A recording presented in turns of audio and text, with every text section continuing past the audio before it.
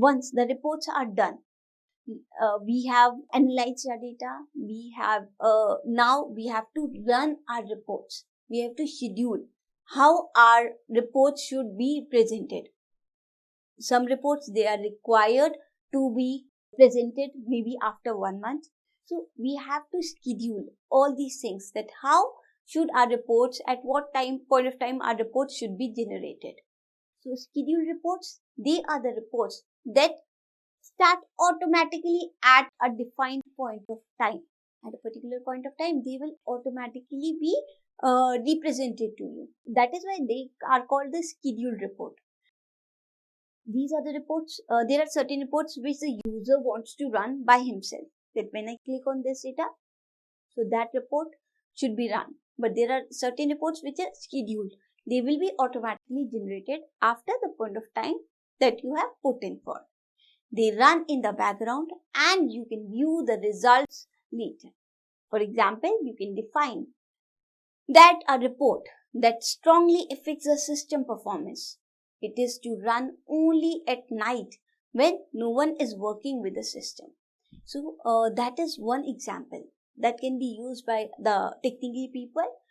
They want to define, they want to put in the report related to the system performance, that how are the systems in the organization, computer system, how are they performing.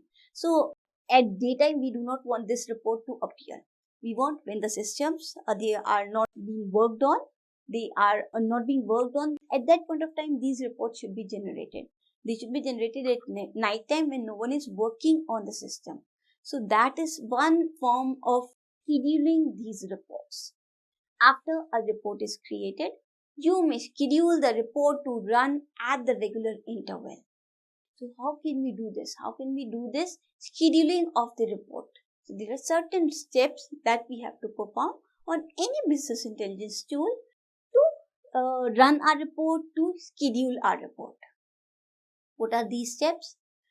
The very first is, if you have already created the report, from the home tab, just click on the more.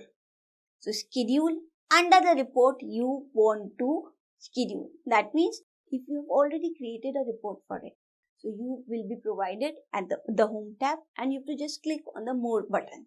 So more button, it will represent you that when this report has to be scheduled.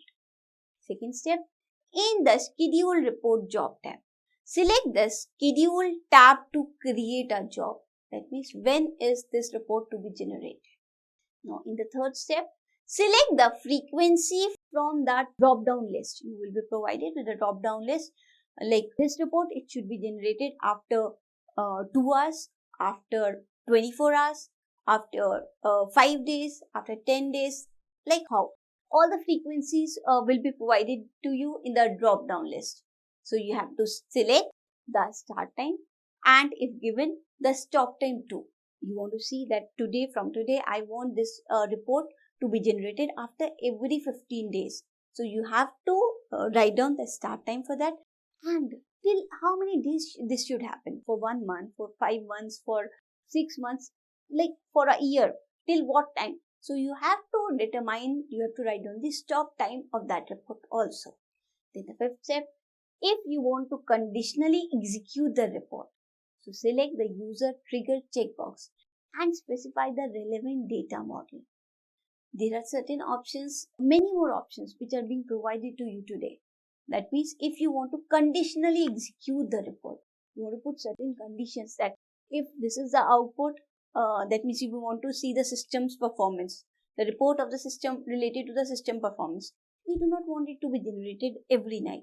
We can put some condition that when the CPU performance, it goes below this level, then the report should be generated only. So we can put certain condition onto our reports also, and we can select the use trigger checkbox and specify the relevant model, that when this fulfilling what condition this report should be generated. So that is one option that we can apply onto the report option. Then we have another step. We have to enter a name for the report and we have to click on the OK button. So once all these steps are being done, we have to just simply click on the submit button. So once you click on the submit button, automatically these reports. These reports, they will be generated for you and you can view these reports as and when required. So this is a way you can run or you can schedule the reports. Whenever you want to run the reports from your business intelligence tool, so you can schedule them at certain point of time when you want to see the report, and once you have scheduled them, they will automatically appear as per the frequency you have set for it. So for this, you have to follow down these certain steps, and once you have allotted a proper start time, a proper stop time, you have applied all the conditions to the report that when all these reports should be generated. So clicking on the submit button, this will help us to generate those reports. Now, talking about the output forms. Output forms means how will the output be generated to you. Output is defined as the act of producing something, the amount of something that is produced, or the process in which something is delivered. In what way you will be retrieving the output. An example of output is the electricity produced by a power plant. So if you want to see the electricity which is produced by the power plant, so whatever answer you receive, that will be your output. An example of output is producing 1,000 cases of a product. You want to see 1,000 cases of a particular product, that when will this product be purchased, when was this, who all purchased this product, what are the details about this product. So you want to see the 1,000 cases of the product, so that you can receive in the form of output. Now, in the business intelligence tool, we have different forms in which these outputs can be generated. The very first form is the PDF. PDF, which is also known as Portable Document Format, PDF. It is standardized as the ISO 320000. It is a file format which was developed by Adobe in 1992 to present the documents, including the text formatting and the images, in a manner independent of the application software, hardware, and the operating system. That means this is a PDF format which can run on any kind of operating system. It can run on any type of application software. It is independent of these things. And PDF file, you must also be knowing that they convert your data into the smaller form. So that becomes easy for those files to be communicated, since they are stored into a smaller form. So based on the PostScript language, each PDF file, it encapsulates a complete description of the fixed layout, flat document, including the text, including the document, vector graphics, raster images, and other information which is needed to display it. So PDF, portable document format, which all of us we are using nowadays. For the purpose of communication also, this is easier because it takes less space in the memory. Once you have created the Word document or Excel file, so that can be converted into the PDF format. Using the PDF format, it can be transferred over the network with requiring minimum space. So PDF format, it is actually developed by Adobe in 1992, and it can be used to represent the documents which include these documents. It can have the text formatting, it can have the images and all. And the most important part of this PDF is it is independent of the application software, the hardware and the operating system on which they are being run. So PDF is one output form that we can use in our business intelligence tool to view the data, to receive the result generated by the data. Now we have another file format which is called Excel. Microsoft Excel, it is a spreadsheet which is developed by Microsoft for Windows, Mac OS, Android and iOS. It features calculation or computation capabilities. Various graphing tools are there, various pivot tables and macro programming language which is called Visual Basic for the application. They also can be used using this Excel. Excel forms a part of the Microsoft Office suite of the software. So Excel, normally when we are talking about the analysis of data into a business, so we need to do number of calculations. We need to have lot of data, And on these data, we can at times need to add the pivot tables. We at times need to merge the data. We need to do the conditional formatting. We need to do the filtering of data. Number of tasks are required when we are analyzing the data of this business intelligence, when we are analyzing the data of a particular organization. So since there is so much of data, so much of numerical data also, so MS Excel, it definitely helps us performing all the calculations, analyzing the data. It helps in doing all these tasks easier for us. Microsoft Excel, it enables the user to format, to organize and calculate the data in a spreadsheet format. By organizing the data using the software like Excel, data analysis and the other users, they can make more information easier to view as the data is added or as the data is changed. Excel, it contains a large number of boxes which are called cells that are ordered in the rows and the columns. So whatever data you have, you can very easily store in the form of table into MS Excel, and within a spreadsheet, number of worksheets can be created. Depending on the data, you can put in your data on different worksheets, and the analysis of data can be done easily using various conditional formatting, filtering options and all. And you can use pivot tables also, you can use various charts also to view your data easily. So Excel is another output form in which we can receive the data, or the format in which we can do all the analysis of our data.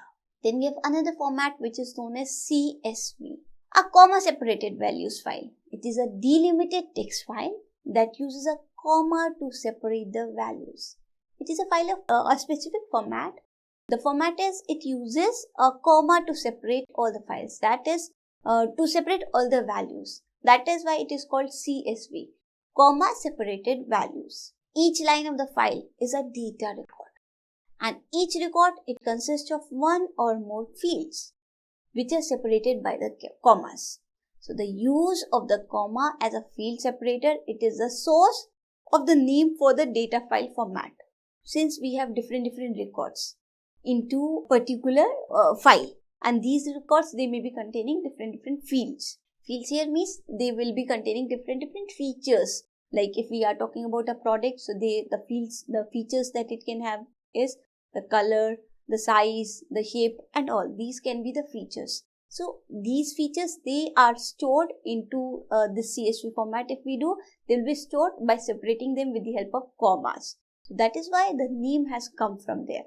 Comma separated values. A CSV file, it is a list of data separated by commas. For instance, it may look like name, comma email, comma phone number, comma address.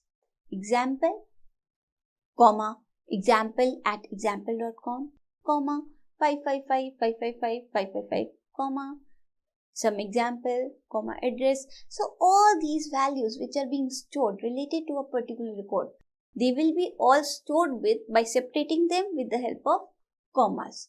Using the commas, we can separate these files. The difference between the CSV and the XLS file format, it is that the CSV format is a plain text format in which the values, they are separated by the commas. While XLS format, it is an Excel sheet binary file format which holds information about all the worksheets in the file, including both the content and the formatting. XLS format is our Excel format that we have talked about. CSV is this particular format where the values are being stored with the help of separating them with the help of commas. So the basic difference between CSV and XLS is that CSV format is a plain text format in which the values, they are just separated by commas. While in XLS format, it is an Excel sheets binary file format. The values there will be stored in a form of binary, which holds the information about all the worksheets. And these worksheets, they will be containing the content, they will be containing the formatting, everything. So XLS format, it is an Excel sheet binary file format. And CSV, it is a comma separated values are being used for storing different values of a particular field. Then the last format, output format that we can use is XML. That is Extensible Markup language. Extensible markup language, it is a markup language and file format for storing, transmitting, and reconstructing the arbitrary data. It defines a set of rules for encoding the documents in a format that is both human readable and machine readable. So the main benefit of XML is that you can use it to take the data from a program like Microsoft SQL and you can convert it into the XML. And then you can share this XML with other programs and other platforms. You can also communicate between two platforms which is generally very difficult. That you can use it to take the data from program like SQL and you can later on convert it into XML. And this XML, it can be shared with other programs and other platforms. So XML, it is extensible markup language. It is a file format for storing and transmitting of data. So the main thing which makes XML more powerful, truly powerful, is its international acceptance. Many corporations, they use XML interfaces for databases, for programming, for office application, for mobile phones and more. Because it has international acceptance. If we are talking about the data in a business which is a MNC, so it has branches all over the world. So whatever reports you want to generate, whatever analysis on data, that has to be shared internationally with different people sitting in different countries. So this XML, it has more advantage since it has an international acceptance. It is due to this platform independence feature because the files which are being produced in extensible markup language, they are platform independent. They can run on any platform. So this makes them easy to be communicated with people, to transfer the information to other people once a report it is being generated in this particular format. These are few output forms that in which we can view our data or in which we can analyze our data or produce the result related to our data.